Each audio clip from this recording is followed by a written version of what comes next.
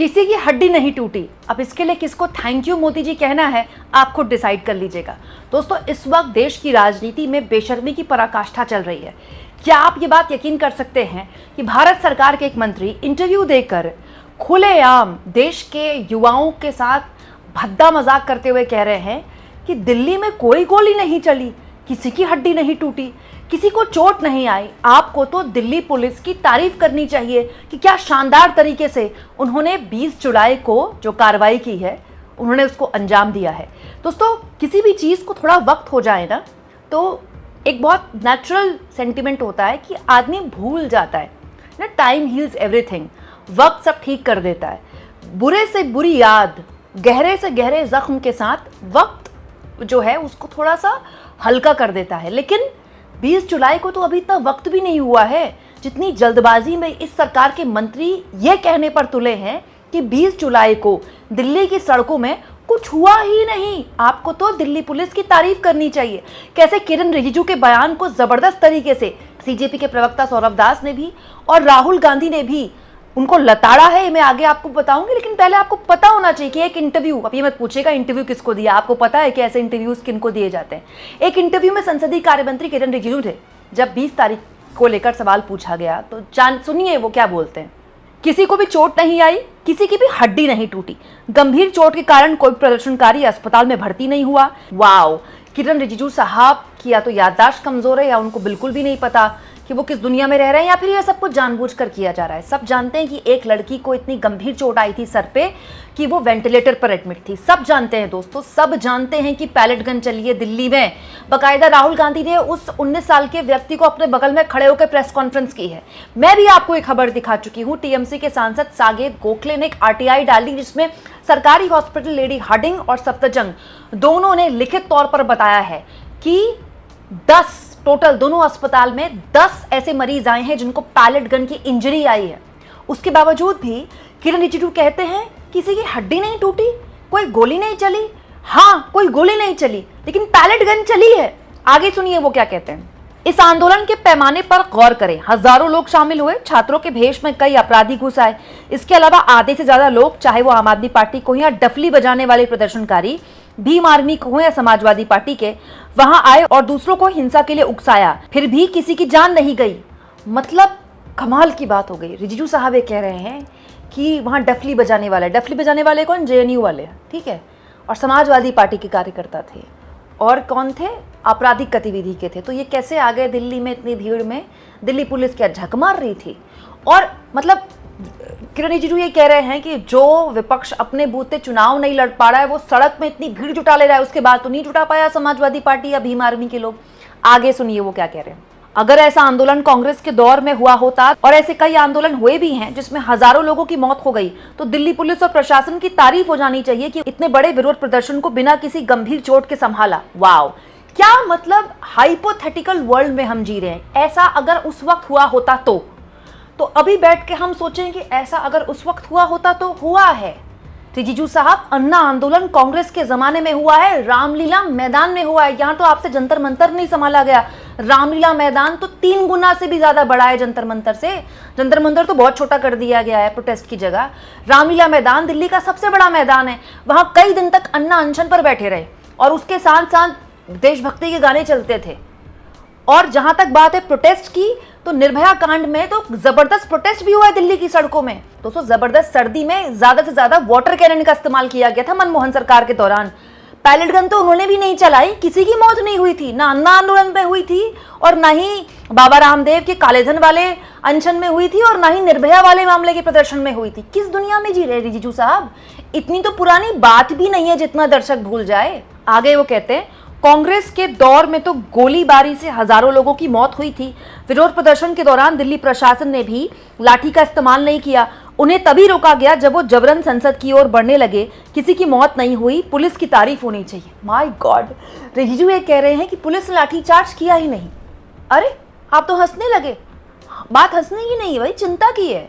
मतलब आप और मैं 20 तारीख से अब तक जो वो अनगिनत वीडियोस देख चुके हैं जिसमें दिल्ली पुलिस बुरी तरह लाठियां भाज रही हैं, वो हमारा भ्रम था बस। रिजिजू साहब ये कह रहे हैं कि वो तो संसद घुसने वाले थे इसलिए उनको रोका गया, बस इससे ज्यादा दिल्ली पुलिस ने कुछ नहीं किया। आपको तो दिल्ली पुलिस की तारीफ करनी चाहिए। आपको क्या लगता है ये सब कुछ ऐसा ही हो रहा है? इसके पीछे एक रणनीति है, वो क्या है मैं आगे आपको बताऊंगी। लेकिन इस मामले में राहुल गांधी ने रिजिजू को लताड़ा है, कहते हुए मोदी सरकार के मंत्री कह रहे हैं दिल्ली पुलिस की तारीफ करनी चाहिए। संसद से आधा किलोमीटर दूर शांतिपूर्ण छात्रों पर पैलेट गन चली, कील लगी लाठियां चली, एक बच्चे की आंख चली गई, एक बच्ची का कान कट गया। इस बर्बरता की तारीफ करनी चाहिए। मैं खुद उन घायल बच्चों से मिला हूं, हजारों वीडियो देश ने देखे हैं। इस सरकार का मूल मंत्र ही असत्य और हिंसा है। पहले बच्चों पर लाठी चलाओ, फिर बोल दो कुछ हुआ ही नहीं। पूरा सत्र लापता अमित शाह विपक्ष से भागते रहे और प्रधानमंत्री ने आज तक छात्रों से माफी नहीं मांगी। सच्चाई यह है कि इस देश के लिए सबसे बड़ा खतरा यही दिमाग से खाली लोग हैं, जिन्हें ना अपनी गलती दिखती है ना दिखने पर मानते हैं। देश के बच्चों से झूठ मत बोलिए, उनके पास आंखें हैं और याददाश्त भी। एक्चुअली में दोस्तों ये बच्चों से झूठ नहीं बोल रहे हैं, बच्चों को झूठा बोल रहे हैं। मतलब जिनकी आंख चली गई उससे कह रहे नहीं तो झूठ बोल रहे हैं। मतलब प्रत्यक्ष को प्रमाण की आवश्यकता चाहिए क्या? अब ये तो तब हाल है जब इस पूरे वाक्य को अभी 1 महीना भी नहीं हुआ है। 20 जुलाई को ये कांड हुआ है, आज 20 अगस्त भी नहीं हुई, 18 तारीख है। अगर इसको साल 1.5 साल हो जाएगा तो भाजपा ही कह सकते हैं 20 जुलाई तो तारीख ही नहीं आई थी। जुलाई तो महीना ही नहीं होता, जुलाई में तो 20 तारीख का डेट ही नहीं होती। और 3-4 साल बाद तो हो सकता है कि इसके लिए किसी मंत्री को सम्मानित भी कर दिया जाए। मतलब आप सोचिए, सामने सामने आपके किस लेवल का झूठ बोला जा रहा है। सौरभ दास सीजेपी के प्रवक्ता कह रहे हैं कि रिजिजू क्या कह रहे हैं कि गोली चलनी चाहिए थी क्या? किरण रिजिजू अगर बोल रहे हैं, ऐसे स्टेटमेंट्स दे रहे हैं कि गोली तो नहीं चला, उन्होंने एक और बोला कि सर तो नहीं फोड़ा, पता नहीं क्या क्या उन्होंने बोला। तो आप ये स्टेटमेंट्स दे क्यों रहे हो? क्या गोली चलनी चाहिए थी? क्या वो कील लगने चाहिए थे डंडों में? क्या लोगों का सर फोड़ा जाना चाहिए था? और अगर ये नहीं हुआ तो आप वहाँ पे जश्न मना रहे हो अपने इंटरव्यूज में। ये सब तो अराइज ही नहीं करता ना पॉइंट्स। तो कल तो किरण रिजिजू ये भी जाके बोल सकते हैं कि हमारे पास टैंकें थी, हमने टैंक नहीं चलाए प्रोटेस्टर्स के ऊपर, तो क्या हम लोग ताली बजाएंगे उनके लिए? तो बड़ा सवाल ये दोस्तों कि ऐसा क्यों किया जा रहा है? आपके मन में एक सवाल होगा ना कि ऐसा कैसे? क्या सरकार को पता नहीं है कि ऑलरेडी जो छात्रों का गुस्सा वो झेल रही है, ये सब बोल के उसे और गुस्सा झेलना पड़ेगा? ऑफ कोर्स सरकार को पता है, लेकिन जब आपको बड़े चेहरों को बचाना होता है, अमित शाह कुछ भी करके सोनिया गांधी से कुछ माफ़ी की मांग करवा लें, वंदे मातरम पर डिबेट करवा लें टीवी वालों से। बात सिंपल सी है, 20 जुलाई का जवाब अभी तक अमित शाह ने दिया नहीं है। ये गोल मोल करके बस अमित शाह का चेहरा प्रोटेक्ट किया जा रहा है। आज जानते हैं सुप्रीम कोर्ट में क्या हुआ है? सुप्रीम कोर्ट में इन मामलों को लेकर सुनवाई हो रही थी। दिल्ली पुलिस ने स्वीकार कर लिया है कि जो सिविल ड्रेस में घूम रहे थे ना, जो पिटाई कर रहे थे छात्रों की, दिल्ली पुलिस ने कह दिया वो हमारे ही लोग थे। मतलब दिल्ली पुलिस ने अपनी जो किया है उसको जस्टिफाई किया है कि हमने जो किया ठीक किया। आप जानते हैं ना कि वो सब क्या कर रहे थे? एक लड़की को किस तरह से डंडे के साथ उस पर पीछे से हमला किया गया था, वो वीडियो याद है ना आपको? वो लड़की खुद भी सोशल मीडिया में आ चुकी है। वो राहुल गांधी के बगल में खड़े होकर प्रेस कॉन्फ्रेंस कर चुकी है कि मेरे बटक्स पर मुझे असॉल्ट करने की कोशिश की गई। खुलेआम वो वीडियो हमने देखी है, और वो तो वर्दी वाले ने किया है।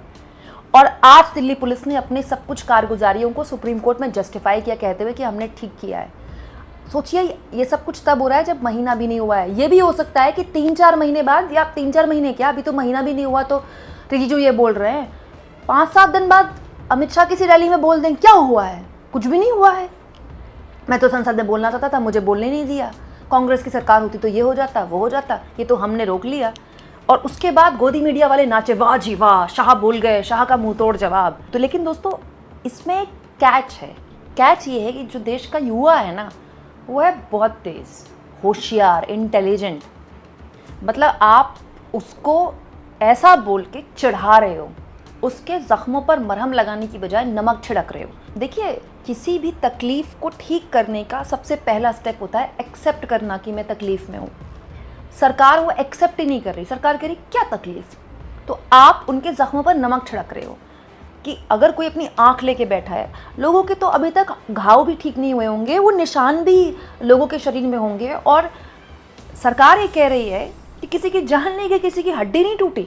आपको क्या लगता है दोस्तों रिजिजू के इस बयान को सुनकर? क्या महसूस हुआ आपको? कमेंट बॉक्स में लिख के बताइएगा।